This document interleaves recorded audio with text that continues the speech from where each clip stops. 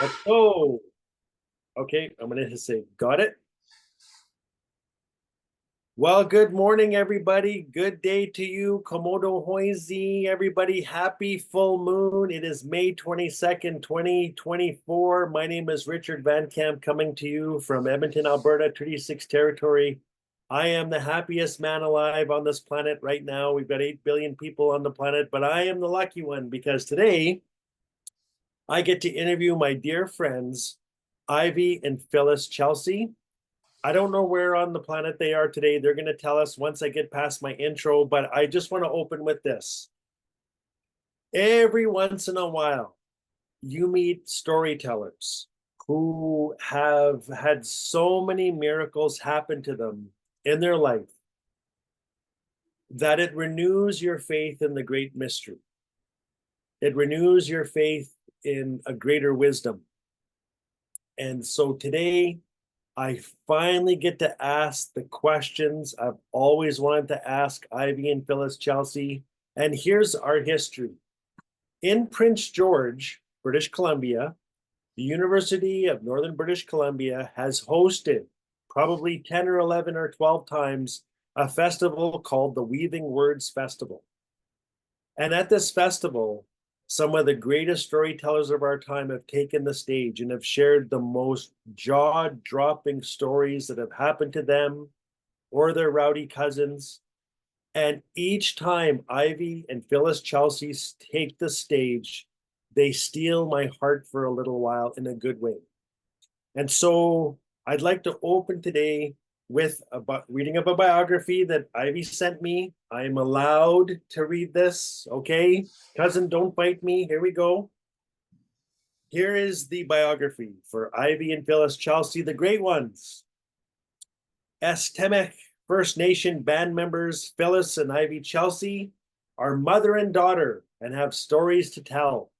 First of all, there is the documentary of their triumph over the devastation of alcoholism in the movie The Honor of All. Over a 15-year period of leadership under husband and father, the late Chief Andy Chelsea. He passed to the other camp in January of 2017. They have also written a book called Resolve, and we're going to put that in the link under our video today so everyone can buy copies and check it out and read it. Phyllis Chelsea, alongside her husband, traveled through Native country since the beginning of the sobriety movement in the mid-70s. Their travels expanded worldwide after the premiere of the movie The Honor of All. Ivy started traveling to tell her story in 1987, but we're not here to share what's already out there. Today, we're here to share traditional miracles still happening today. So everybody, please join me in welcoming my heroes, Ivy and Phyllis Chelsea. Hoka, welcome. The floor is yours. Welcome. Bless you all.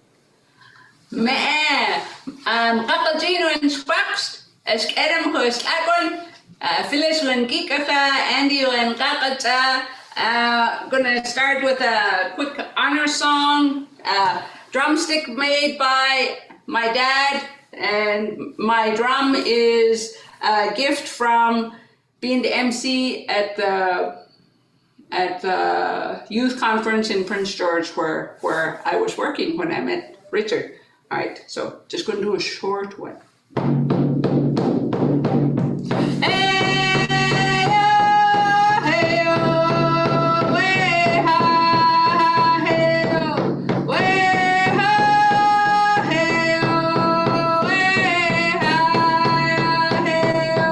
Way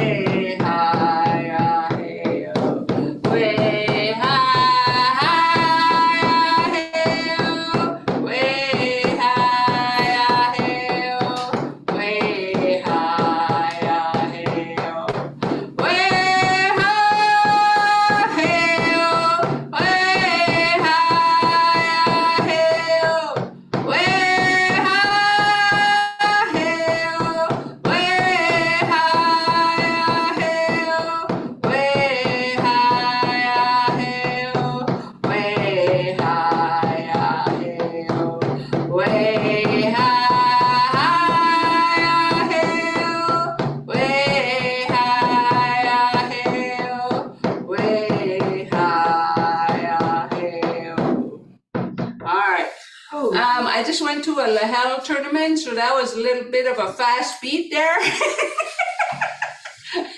But that's what we do. We're funny.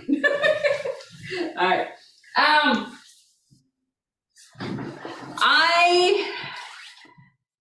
If you notice, I have a Sasquatch on my drum, courtesy of Clayton Gauthier. It was gifted to me. He painted it. This is my spirit guide.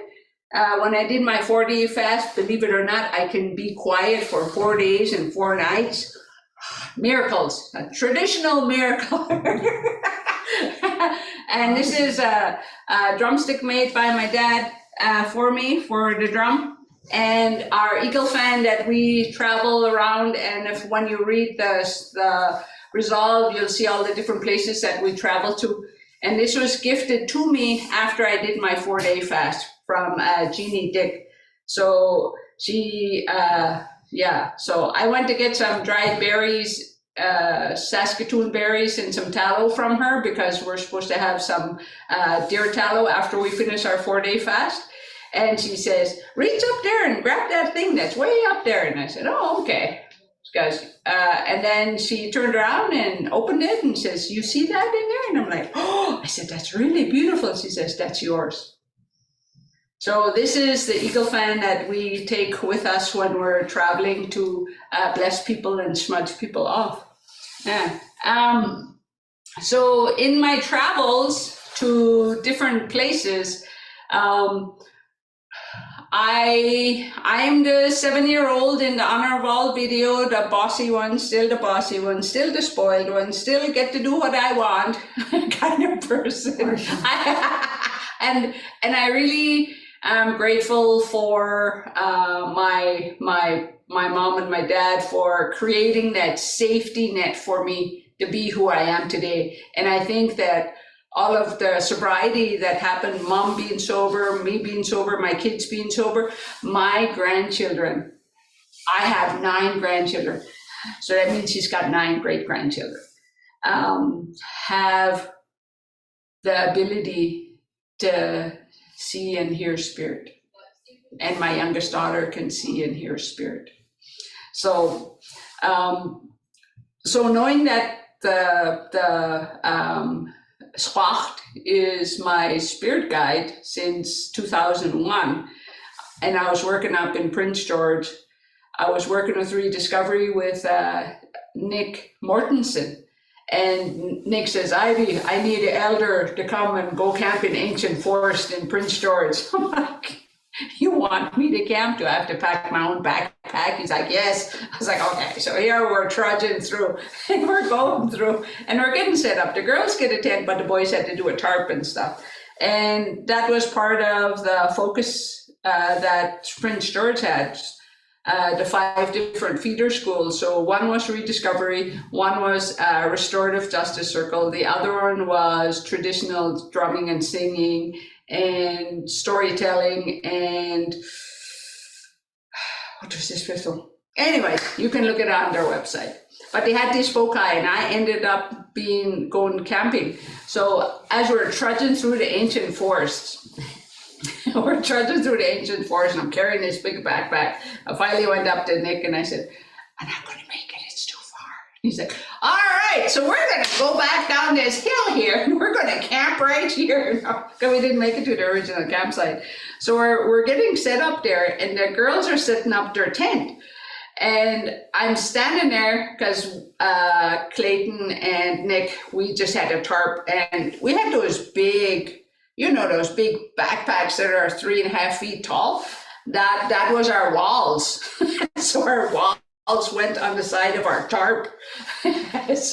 so we had ours set up right away, and then we were helping the kids. We had a couple boys down with their tarp, but the girls got a tent. And as the girls are setting up their tent, I'm sitting there, and Nick made me some coffee. I was getting treated like an elder. I was an elder in training for a long time. And I hear this noise. And I continued to drink my coffee. And I heard it again. And I'm just smiling, watching the kids getting all their stuff, and I'm having a sip of my coffee again. And I'm looking around, trying to see the direction. And then I was like, oh, okay. So before we went into the ancient forest, we had to have the soot from the fire. And to show that you're honoring and you walk into sacred spaces, you put the soot on your hands and on your feet and on your face, right? So you're acknowledging you're walking into that sacred space. So we did that before we went walking into the ancient forest. And so as the kids are getting ready, it's like 4 o'clock, but it looks like midnight. It's getting dark. The forest is getting darker and it's getting darker. And one of the girls came up, and she's from Haida Gwaii, which used to be formerly called Queen Charlotte's, but now it's Haida Gwaii. And so she comes up and she says, Ivy. And I said, what? She says, did you hear those 3 knocks earlier? I said, what 3 knocks? It's like, the ones that went like this. And it did 1, 2, 3, and then 1, 2, 3, and then 1, 2, 3. And I said, yeah? She says, do you know what that is? And I said, do you know what that is? I knew what it was. I said, do you know what it is? She's like, yeah, I'm from Haida Gwaii. And I said, what was it? She said, it's Sasquatch telling us they're getting too close. I'm like, oh. She says, I'm scared. I want to go home. I said, no. I said, this is my guardian spirit. They're just letting us know that they're here. We're going to be fine. This is why we did ceremony before we come in. I said, we're going to be okay. And she said, okay, are you sure? And I said, yes. And so got her settled down. And she said, can I tell the other girls? I said, well, if you're scared and you know about it and they don't know about it, then I don't know, that's your call. And she's like, yeah, I'm not going to tell them. And I said, okay, good call. So we're getting closer to the end of the evening, and cultural protocol, you don't keep food in your camp. So one of the girls offered up their backpack. We dumped all of her stuff in and we put it in, separated her things into something else. And then we take everybody's food and we put it in this one big backpack. Right? And so Nick and Clayton, they're walking away. And we had 40 below blankets, sleeping bags, the ones that have the little hood like this, and you can zipper up the hood so it goes like this. And so I'm watching, and we have headlamps on. It's dark, in the middle of ancient forest with big trees like this. The trees, the smallest ones are about as wide as this table. The Devil's Club that was in there was about as wide as this table. So when it got dark, no sun, it was black.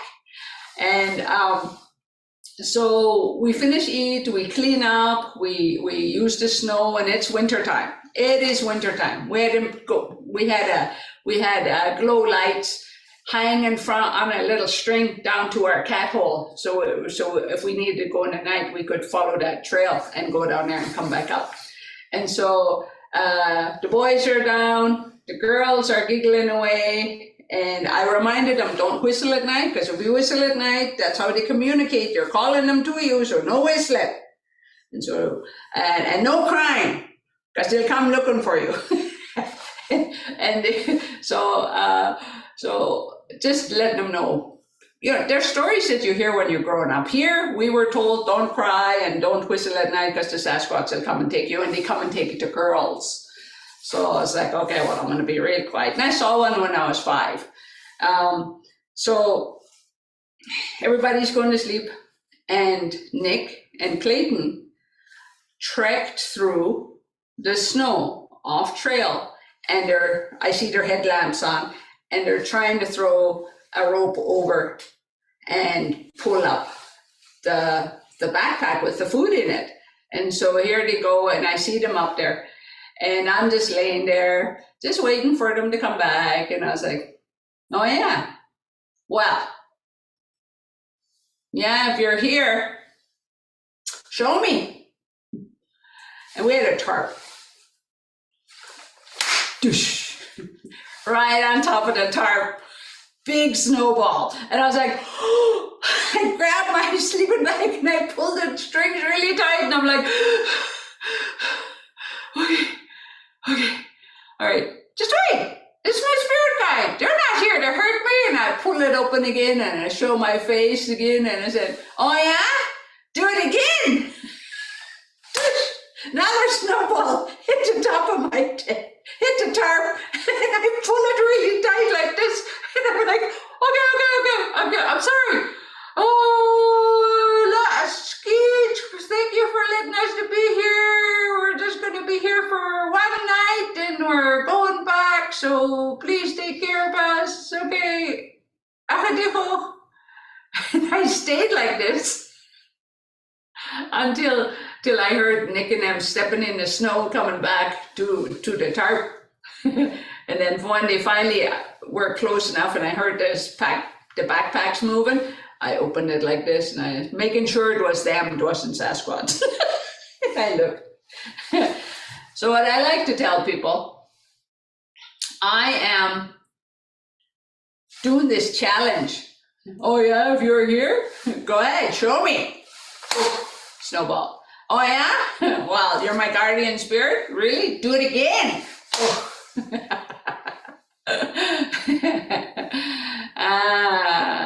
I didn't do it how I'm telling you the story right now. All of what I did was all in my head. I was having a conversation with them in my head. So when I watch these documentaries and people are monster hunting and they're going to look for Sasquatch, they already know you're on your way. You're like, oh yeah, we're going to go over that ridge and we're going to camp right here. They read your mind. They know where you're going. You're never going to find them. They're the best hide and seekers on this planet. Right? And that was in 2012. But in 2001, where I got my spirit name, Jean, just in a skit, just up here at the waterfalls. We were told, don't go play at the waterfalls.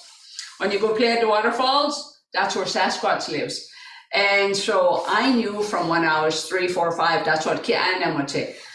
Don't go play by yourself. Make sure you're always with somebody because Sasquatch will come and take you because you're a girl. And I'm like, oh, okay.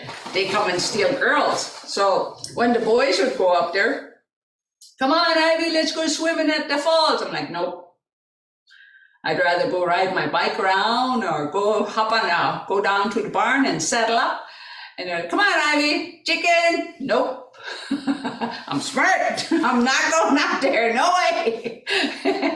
So in 2001, we were having a 4-day fast. We were doing Edgecombe, and we still do it today. And that year in 2001, the Edgecombe was on my birthday. And and the way things work, right? I was told when you have thoughts, your thoughts are energy and your thoughts are written across the sky. So that's how your ancestors know to come and help you, because you're thinking, you're praying, you're singing, all those different forms of prayer are all different forms of prayer, and that's written across the sky. So when I was thinking, so this is pretty cool. I was thinking, I think I want to go Edgecombe this year. I just saying that out loud. Pretty soon my phone rings. And I'm like, wait. And I used to tease them, I say, panic 2 for 1. Our today's special is lime Kool-Aid, a pitcher for $1. That's how I used to answer the phone on the race. And then I was like, panic 2 for 1, Ivy. And I was like, oh, and it was Freddie. And I said, get up. He's like, I heard you want to go Edgecombe. Yeah. Well, do you know what you need? Yeah, I do know, or I want to know. He's like, okay, well, come to my house. And I said, and I hung up. I didn't tell him I wanted to go. But the phone rang. I was like, okay, so I go to his house and he says, all right, this is what you need. And we have tobacco ties and tobacco ties and tobacco ties. And then he says, do you know anybody else that wants to Edgecombe?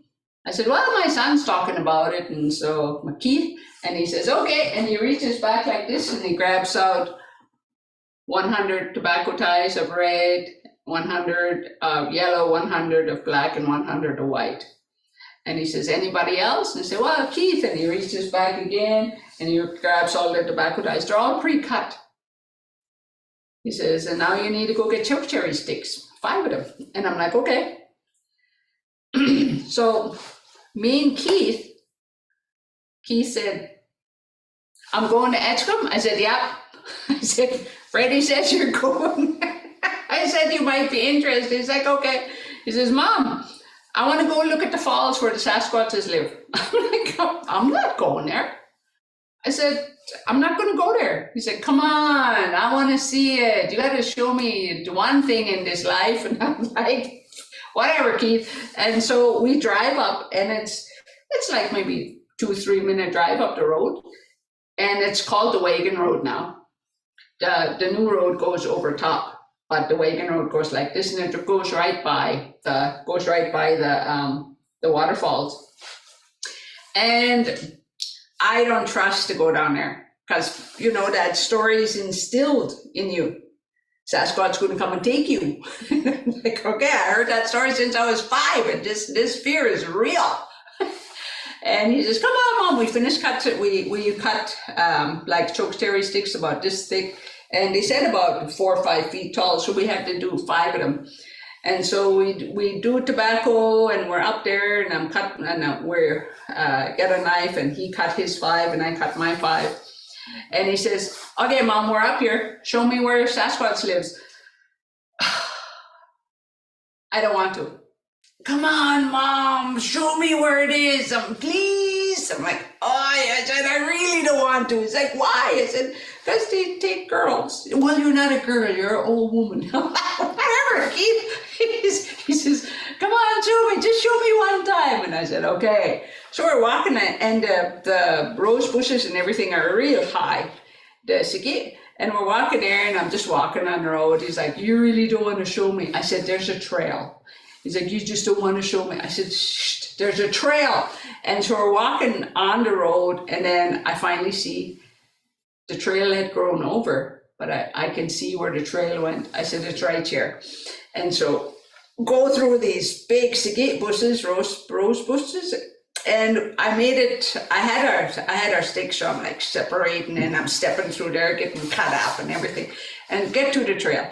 And we're walking down, and I'm walking down, and I said, yeah, this is where where the boys used to come swim, and I didn't want to come, and Keith's walking behind me, and I could hear him, and we're just going along, and I said, and when we get down to the bottom, and we're getting down to the bottom, and I said, oh, and there's the cave, and there's some deer hide, and there's the waterfalls, and there's the bridge, and you can go up to the other side.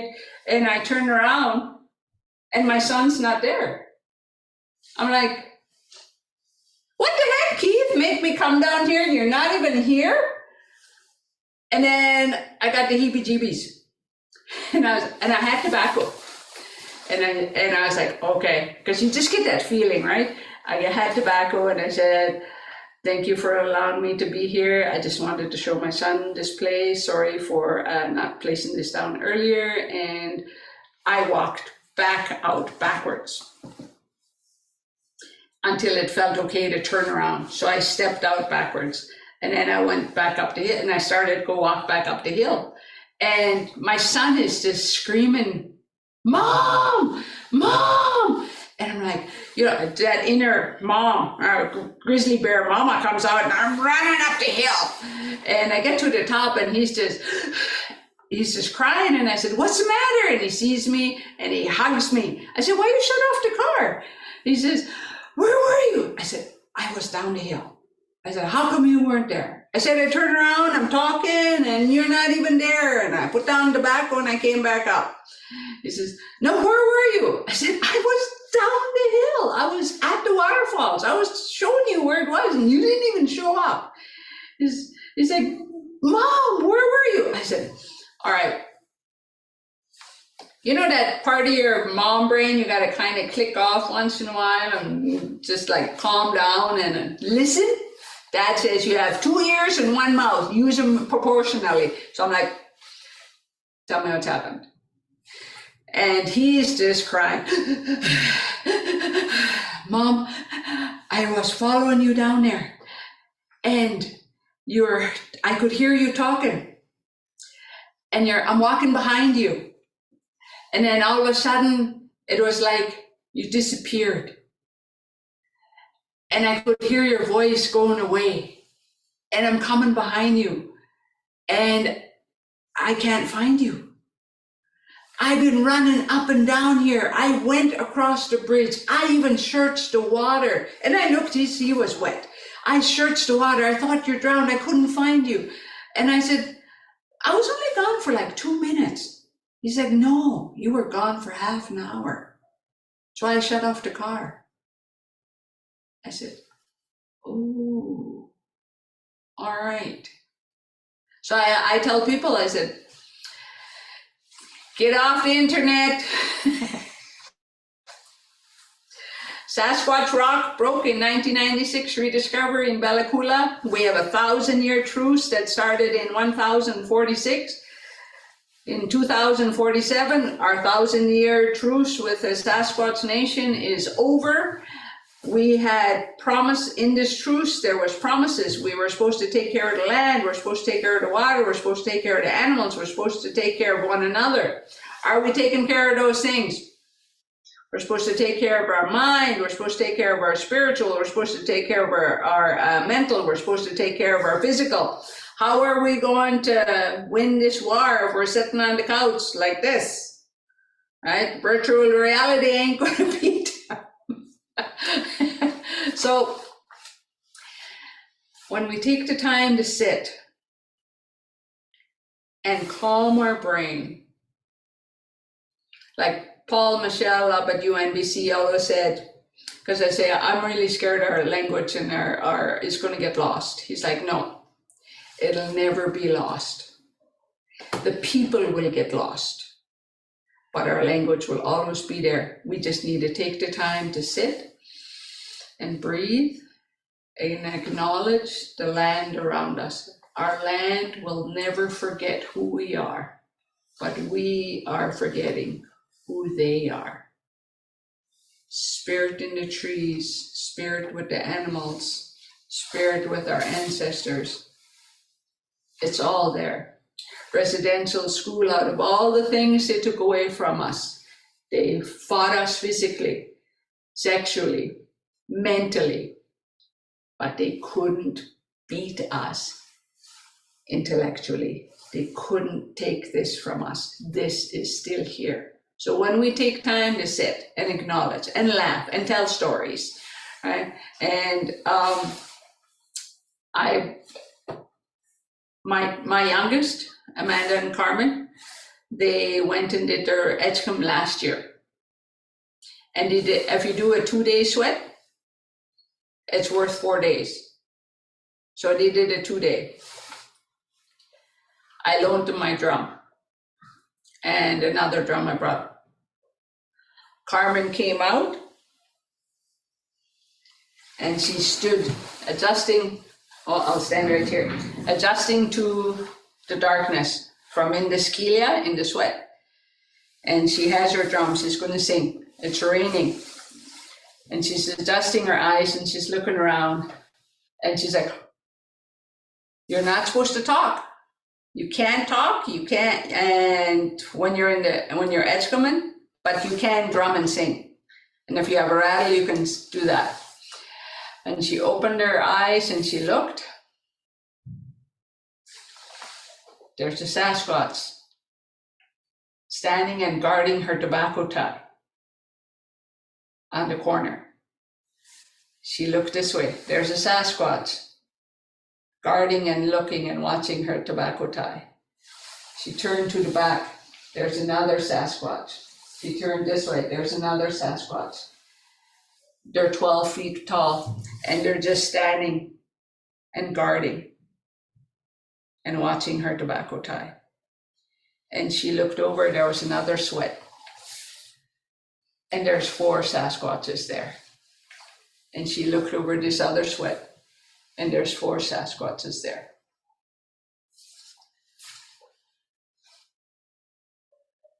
And she said she sang really quick and went back into the sweat. This is what I want to remind people. In this day and age, this was 2023. A Sasquatch nation is brought out by a different culture that is a monster that needs to be hunted down and examined and experimented on and figure out where they're from. They are transformers, shapeshifters that go from spirit world to physical world. What level of honor and respect that these four needed to meet to be the ones chosen to stand and guard those tobacco ties, and those tobacco ties, and those tobacco ties. And there was one more by Julian. Julian's way over in Elsie Sweat. That's the life we lived, and that life is still here. That life is still here. You can access it. Our grandchildren can access it. Our children can learn. It doesn't matter how you do it. Just do it. Do it with a smile on your face and laugh in your heart. Just do it. Because you know what? Your family's standing behind you. Your grandparents are standing behind you. Your great-grandparents are standing behind you. Your great-great-great-parents are standing behind you. This is why we honor one person, you honor them all. If you're disrespectful to one person, you're disrespectful to all those people that's represented by that one person standing in front of you. And mom and dad taught me that when we acknowledge one another, we don't go by titles. You acknowledge spirit to spirit. Whether that person is a newborn or if that person is 80 years old, you acknowledge them spirit to spirit. That's where we were, and that's where we're working to get to. We are 3 generations in. We got 4 more to go. All right, I think I'm taking up lots of time. Good story. Yeah. Did you have any questions? Ivy, I can't thank you enough. I'm so grateful. I feel like I've been welcomed once again into the sacred just by listening to you. I am so grateful. I'm over the moon. My heart is soaring. Thank you so much. I wanted to talk with your mom just a little bit because Phyllis, years ago in Prince George, you took the stage at the Weaving Words ceremony, or I should say festival. It felt more like ceremony every single day. And you shared the most amazing story about the late and great Albert Lightning. And I hope today you could share that story with us about the time he came to visit you in the hospital. And the reason I'm asking is I met the granddaughter of Albert Lightning, and I said, have I got a story for you that Phyllis Chelsea shared with us years ago in Prince George, and I'll do my very best to get Phyllis Chelsea to share this story so that, you know, the family can have, as part of his legacy, just a glimpse into how powerful he was as a healer, as a medicine man. So Phyllis, only if you're comfortable, can you please share the story of when Albert Lightning came to you in the hospital? Only if you're comfortable. Mahsi Cho. Yes, I was due to have Owen Snout, my youngest son, and I was 36, about 36, too old for the doctor says you need to check in a couple of weeks before the baby is due, because you are not in the best of health and the baby is not in the best of health, so you need to check in. So I did. As I'm in there, reading books and having a lot of visitors. Albert Lightning came. I knew who he was because I went over there at Morley to see him a month or two before that. So I met him over there. I went to look for him. I heard about this medicine man. So that's all I knew about him. Anyway, there I am at the hospital and he comes in. And he says, "Oh, you're doing good?" I said, "Yes, I'm doing good." He says, "Oh, that's good.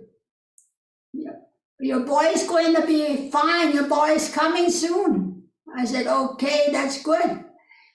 And he says, "He's going to be a medicine man. He's a very special boy."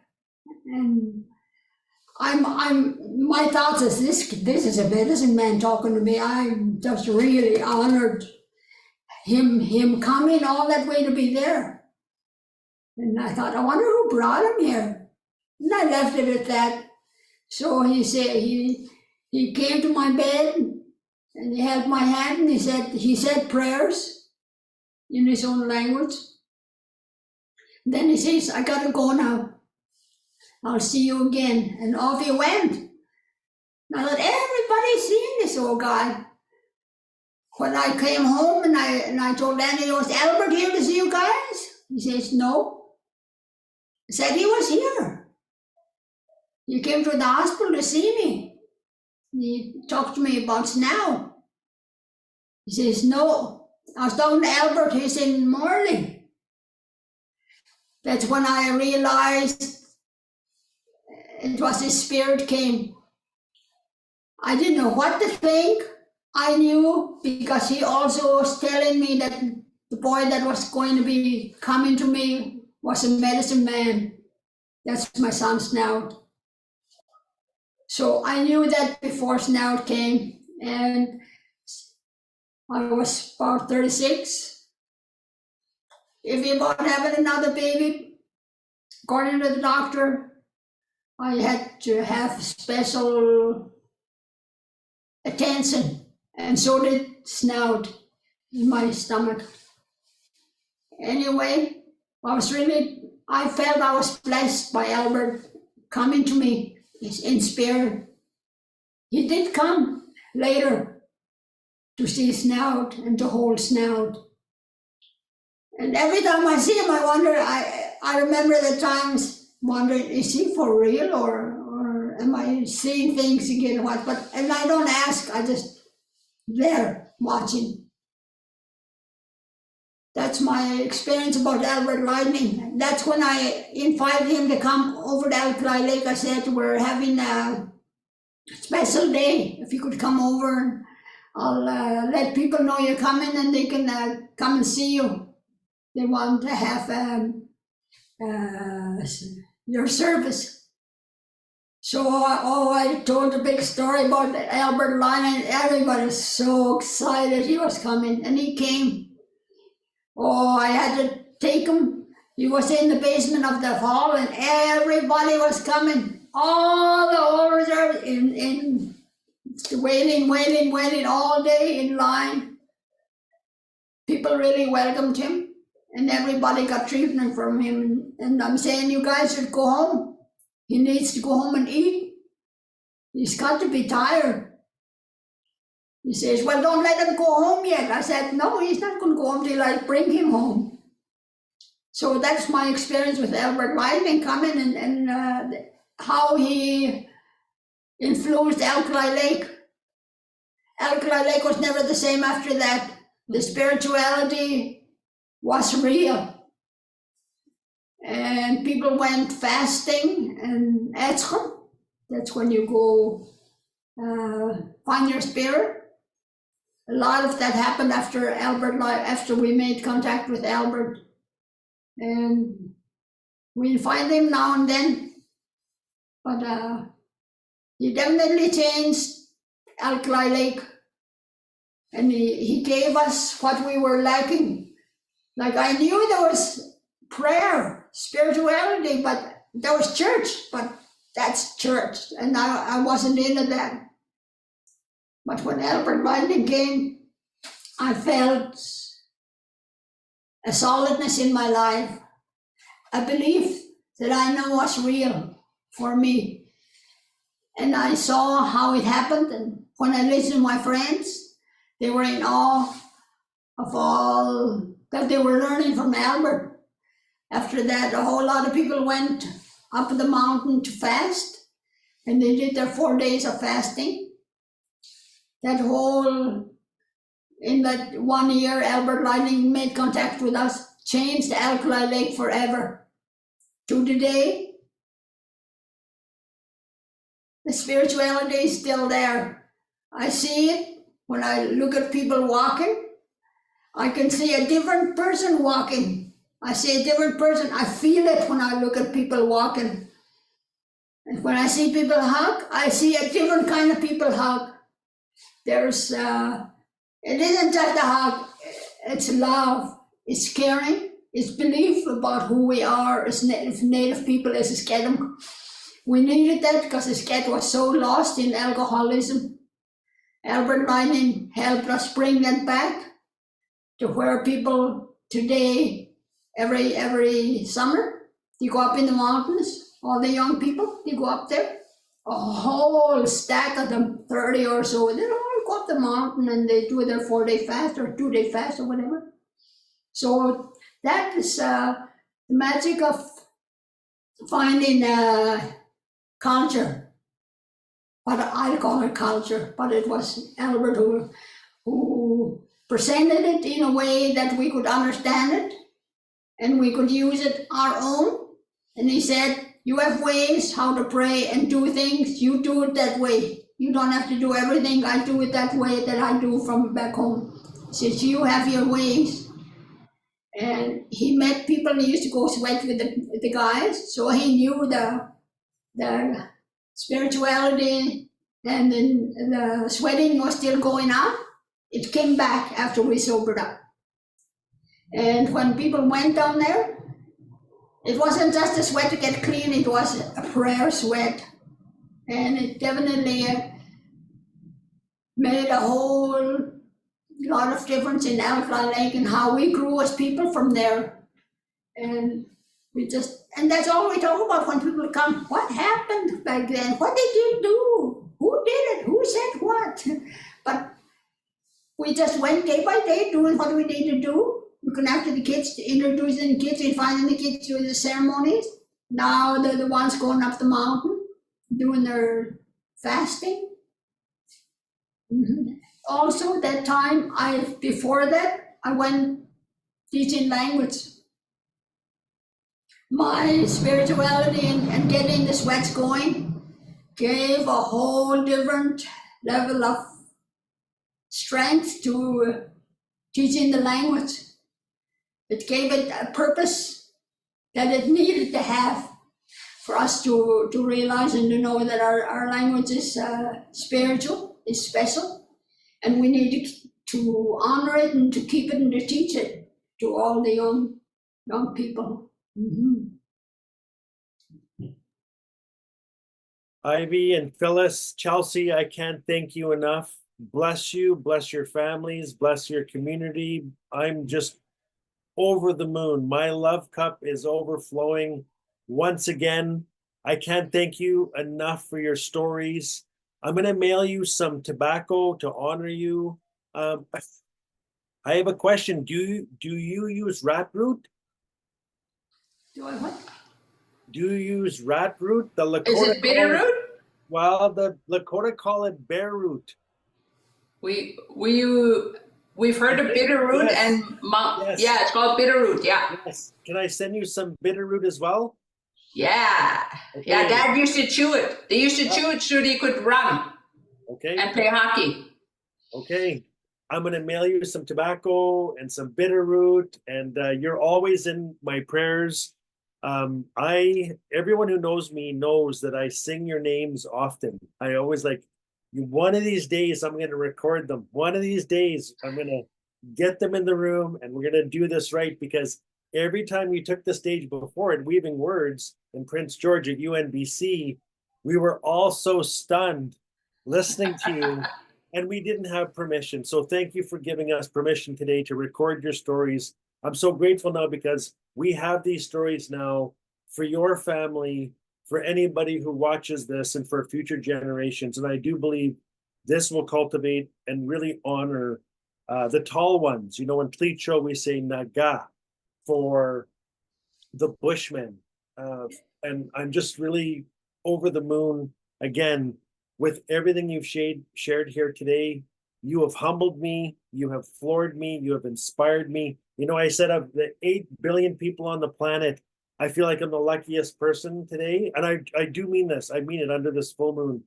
My heart is dancing. But here's the thing, I have a feeling that everybody who watches this, they're going to feel like the luckiest person on the planet. And that's the power of the Chelsea family. So Mahsi Cho, I'm so grateful to you. Enjoy the rest of your day.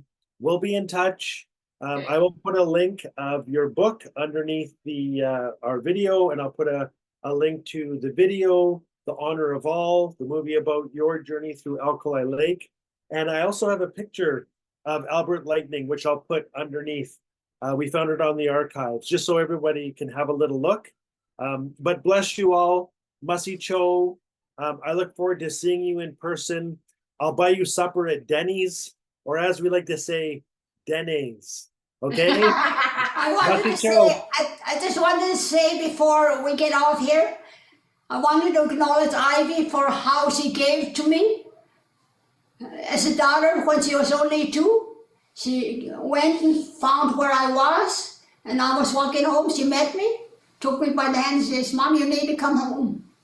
You need to quit drinking." She says, "I have something to tell you." I said, I thought something happened. She says, "You need to quit drinking today." I said, "Okay, I'll quit." That was Ivy, July 19th, 1972. Thank you, Ivy. I love you. I love you. Coach Jam. Hey, I love you both. Just share the love. Share the love. I have absolute love and respect for you, and bless you all. Okay, before I start crying and my mascara starts running and my lip falls off, I'm gonna go. Bless you. Ma'a. Okay, talk to you soon.